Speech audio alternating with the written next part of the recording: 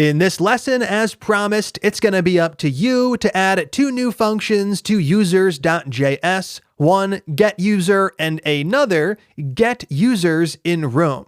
So right here, what I'm going to do is remove everything below our one call to add user. We'll leave that in place. And then I'm going to paste in the challenge comments. So right here, the goal is to create those two new functions. The first one, getUser. This accepts the ID of the user and it returns the user object if there's a match. Otherwise, you can just return undefined. Now, in this case, you can use the arrayFind method to get that done. Down below, the other function you're going to create is getUsersInRoom. This is going to accept the room name, and it's going to return an array of users that are in that room or an empty array if no users are in that room. And for this, you could use the arrayFilter method. Last up, you're going to test your work.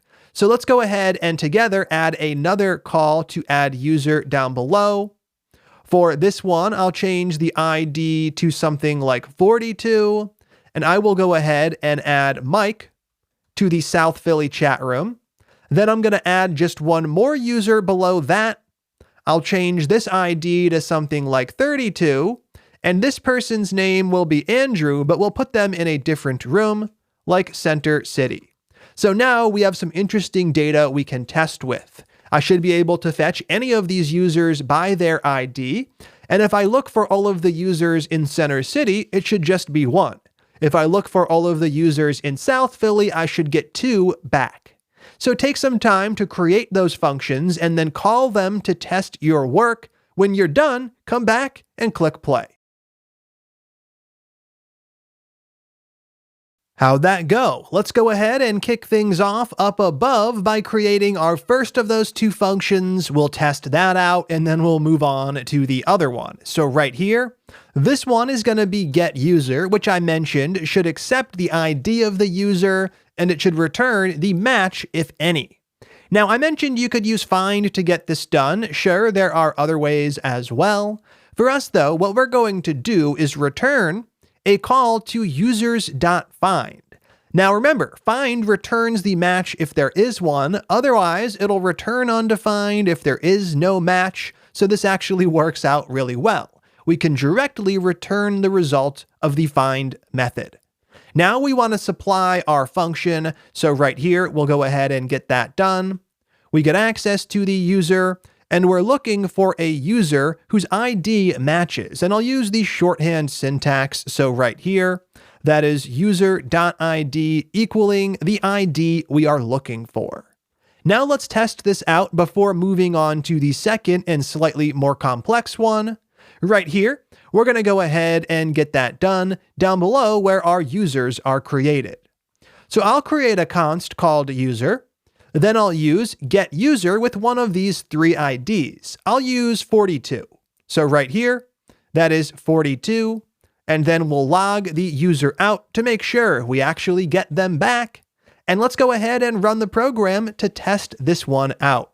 Right here, I have that object returning, which is excellent. Now, if I change the ID to something like 421 and save the program and rerun it, we can see we do get undefined, which is also what we want. Next up, we're going to create the getUsersInRoom function. So up above, let's go ahead and get that done. Right here, constant getUsersInRoom. Remember, this is what's going to allow us to show that users list in the sidebar in the browser. We are going to accept the name of the room that you're trying to look for. And down below, we'll use the arrayFilter method to get that done. So I'm going to return the result from calling users.filter. We are going to get access to the individual user in the callback function. Now remember, with filter, we want to return true if the item should be considered something that gets returned, and false if it should be filtered out and should not be returned. In this case, we want to keep all of the users where the user's room equals the room we're looking for. We want to return true, keeping that as a match and sending it back in the array. Now with this in place, let's go ahead and test our work here as well. Down below, we're going to go ahead and look for both rooms, but we'll start with South Philly. So right here, a new constant. I can just create a list called user list, setting it equal to, I'll use get users in room, and we're going to provide one of our room names. Now right here, we didn't do any sort of sanitization for this data because this data isn't going to be coming from the user. It's going to be all on the server. Now you could have added that code in there if you wanted to. If you wanted to do that, it would look a little like this. That is room equals the existing room. We're using trim, and then we're using something like 2 lowercase.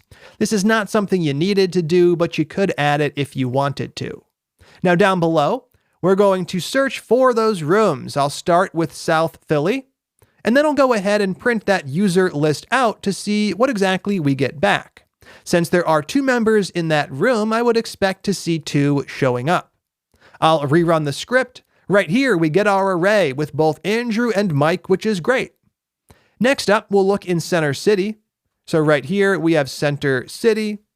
I'll save the program, rerun things, and we get just that 1 member. And if I were to type something else in entirely, let's go ahead and use a different neighborhood like Fairmount and rerun the program. This time, I would expect to see an empty list as there are no users in that room, and it's exactly what I'm getting. So now that we have this in place, we have a really great system for managing our users. We have 4 functions, allowing us to keep track of them over time. Now we're just going to clean this file up a little bit. I'm going to remove my 1 comment up above. We then have our array, our 4 methods, and down below that, we have the usage we just set up. We're going to go ahead and remove all of that as well. As long as your code was working, this is no longer necessary. So right after we create the final function, we're going to export all of these from the file. So module.exports equals an object. We have add user. Then we have remove user. We have get user. And finally, we have get users in room. So here we're exporting all 4. And in the next lesson, we're going to take advantage of these in index.js to wire up this room feature. Now, I know the last 2 videos weren't real-time application or socket.io specific, but they're just as necessary for building out a useful application.